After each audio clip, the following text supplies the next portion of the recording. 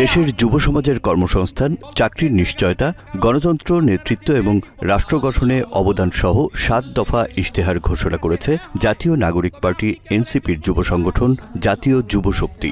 মঙ্গলবার সন্ধ্যায় কৃষিবিদ ইনস্টিটিউট মিলনায়তনে আয়োজিত জাতীয় সম্মেলনে এই ইশতেহার ঘোষণা করেন সংগঠনটির আহ্বায়ক অ্যাডভোকেট তারিকুল ইসলাম। বাংলাদেশের যুব সমাজকে নিয়ে আমাদের যে চিন্তা পরিকল্পনা, সেই পরিকল্পনা নিয়ে আজকে আমরা আপনাদের সামনে হাজির হয়েছি নতুন বাংলাদেশের যুব ইশতেহার নিয়ে। গণ অভ্যুত্থানে নেতৃত্ব দেয়া ছাত্র নেতাদের সমন্বয়ে গঠিত হয়েছে জাতীয় যুব শক্তি। আন্তর্জাতিক যুব দিবস উপলক্ষে আয়োজিত এই সম্মেলনে এনসিপি ছাড়াও বিএনপি, জামায়াত সহ বিভিন্ন রাজনৈতিক দলের নেতারা বক্তব্য রাখেন। অনুষ্ঠানে প্রধান অতিথি ছিলেন এনসিপির আহ্বায়ক নাহিদ ইসলাম। বক্তব্য রাখেন দলের কেন্দ্রীয় কমিটির নেতারাও। টেবিলের আলোচনাতেই সংস্কার বাস্তবায়নের পথ নিশ্চিত করতে হবে। যদি টেবিলের আলোচনায় সংস্কারকে বাস্তবায়ন করা না হয়, রাজপথ দখলের প্রস্তুতি নিতে হবে। এ সময় নাহিদ ইসলাম বলেন, জুলাই ঘোষণাপত্রে ছাড় দিলেও জুলাই সনদে এক বিন্দুও ছাড় নয়। গণ অভ্যুত্থানে তারা এসেছে, সাড়া দিয়েছে বিবেকের তাড়নায়, স্বপ্ন দেখেছিল।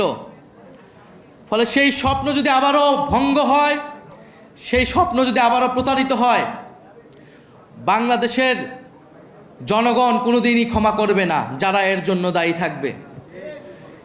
কিন্তু আমরা আজকে এখানে বলতে এসেছি, সেই স্বপ্ন ভঙ্গ আমরা হতে দিব না।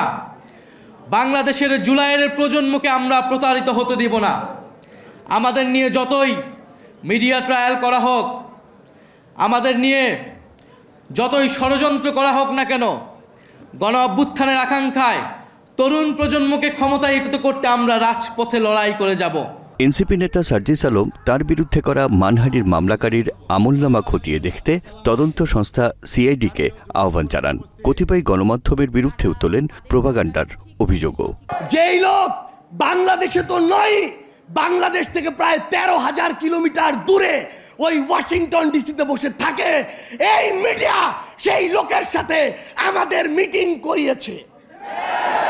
এই মিডিয়া আমাদের সাথে সেই লোকের একসাথে নাস্তা করিয়েছে। এই মিডিয়া আমাদের সাথে সেই লোকের একসাথে বৈঠক করিয়েছে। অন্তর্বর্তী সরকারের ১ বছরের কর্মকাণ্ড প্রকাশের আহ্বান এনসিপির আরেক নেতা হাসনাত আব্দুল্লাহর। একই সাথে আগামী ১ বছর গণমাধ্যম, প্রশাসন ও সেনাবাহিনীর বিষয়ে সরকার কী ধরনের সংস্কার করবে তাও নিশ্চিত করার দাবিও জানান তিনি। এই মানহানির কথা বলে আজকে যেভাবে মামলা দেওয়া শুরু করেছে, এটি আমাদের জাতির জন্য একটি সিগন্যাল। জনাব তারেক জিয়া সাহেব দ্বিমতকে প্রকাশ করার জন্য, দ্বিমতকে উৎসাহিত করার জন্য উনি উনার নিজের ক্রিটিসিজম কার্টুনকে শেয়ার দিচ্ছে, আবার একই সাথে উনার নেতাকর্মীরা আমাদেরকে বান্দির বাচ্চা বলে গালি দিচ্ছে। আমরা দৃষ্টি আকর্ষণ করছি আপনাদের, যারা নেতৃত্বস্থানীয় পর্যায়ে রয়েছেন তাদের বিরুদ্ধে ব্যবস্থা নেবেন, না হয় আমরা ধরে নিব এই সিগন্যাল সেন্ট্রাল থেকেই দেওয়া হচ্ছে। মাত্র ৩০% টাকায় জমির মালিক হয়ে নতুন বাংলাদেশের গড়ে তোলার স্বপ্ন দেখা বাংলা বসতি। সম্মেলনে সংস্কার আর নতুন সংবিধান ছাড়া দেশে নির্বাচন হবে না বলে হুঁশিয়ারি দিয়েছেন নাসির উদ্দিন পাটোয়ারি। যদি ফেব্রুয়ারিতে নির্বাচন হয়, আমার যে ভাইয়েরা শহীদ হয়েছিল, রক্ত দিয়েছিল সংস্কারের জন্য, একটি নতুন সংবিধানের জন্য, তাহলে কবরে গিয়ে তার লাশটা ফেরত দিতে হবে এই সরকারকে। সংস্কার বাস্তবায়নের সিদ্ধান্ত ও জুলাই সনদের আইনি স্বীকৃতি না দিলে আন্দোলনের ঘোষণা দেন এনসিপির সদস্য সচিব আখতার হোসেন। আমাদের এত মানুষের জীবনের ভিতর দিয়ে যে সংস্কার প্রস্তাবনাগুলো গৃহীত হলো, সেই সংস্কার প্রস্তাবনাগুলো যদি বাস্তবায়ন না হয়, আমাদের ২৪-এর অভ্যুত্থানের শহীদদের শাহাদাত আর ১ বছরের প্রচেষ্টা, দীর্ঘদিনের প্রতীক্ষা, সব কিছু ম্লান হয়ে যাবে। অনুষ্ঠানে গণ অভ্যুত্থানের নায়কদের খলনায়ক বানানোর চেষ্টা চলছে বলে অভিযোগ করেন এবি পার্টির সেক্রেটারি ব্যারিস্টার আসাদুজ্জামান ফুয়াদ। যেই রাজনীতির মধ্য দিয়ে গণ অভ্যুত্থানের নায়কদেরকে আজকে খলনায়ক বানানো হচ্ছে, যেন বাংলাদেশ সব লুটপাট করে খেয়ে ফেলছে সমন্বয়করা। এই যে নতুন বয়ান, এই শত্রু তৈরির বয়ান হচ্ছে বাংলাদেশকে আবার আজাদি বিক্রি করে দিয়ে দিল্লির হাতে তুলে দেওয়ার বয়ান।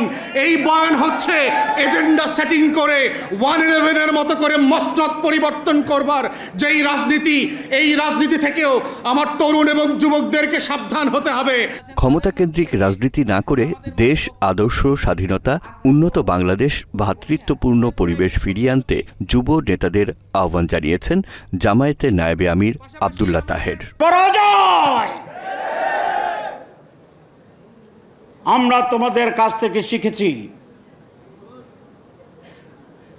এই ধারার রাজনীতিকে দলীয় ভিত্তিতে নয়, জাতীয় ভিত্তিতে অক্ষুণ্ণ রাখতে হবে। ফ্যাসিবাদকে চিরতরে রুখে দিতে জাতীয় ঐক্যের কোনো বিকল্প নেই বলে মন্তব্য করেছেন বিএনপির যুগ্ম মহাসচিব শহীদুদ্দিন চৌধুরী অ্যানি। 5 তারিখের পর আমাদের এই তরুণদের, এই যুবকদের, এই ছাত্রদের ভাবমূর্তিকে ক্ষুণ্ণ করার জন্য কিছু কিছু ক্ষেত্রে লোভ দেখা দিয়েছে। লোভের ঊর্ধ্বে উঠে দেশের প্রয়োজনে যেহেতু রাজনীতি করছি, সম্মান এবং দেশ সেবাকে প্রাধান্য দিয়ে সেই টার্গেট নিয়েই আমরা এগিয়ে যেতে চাই। জাতীয় যুবশক্তির আহ্বায়ক অ্যাডভোকেট তারিকুল ইসলামের সভাপতিত্বে সম্মেলনে এনসিপির তাসনিম জারা, নাহিদা সারোয়ার, সামান্তা শারমিন সহ জাতীয় যুব সংহতি, খেলাফতে মজলিস, গণতান্ত্রিক ছাত্র সংহতি এবং জাতীয় যুব শক্তির কেন্দ্রীয় নেতারা বক্তব্য রাখেন। আগামীর বাংলাদেশ গড়তে যুব সমাজের সক্রিয় অংশগ্রহণ নিশ্চিত করতে সম্মিলিত রাজনৈতিক প্রচেষ্টার কথা বলেছেন বক্তারা। রাকিব জুয়েল, বাংলা এডিশন। এই বক্তব্যের মধ্যে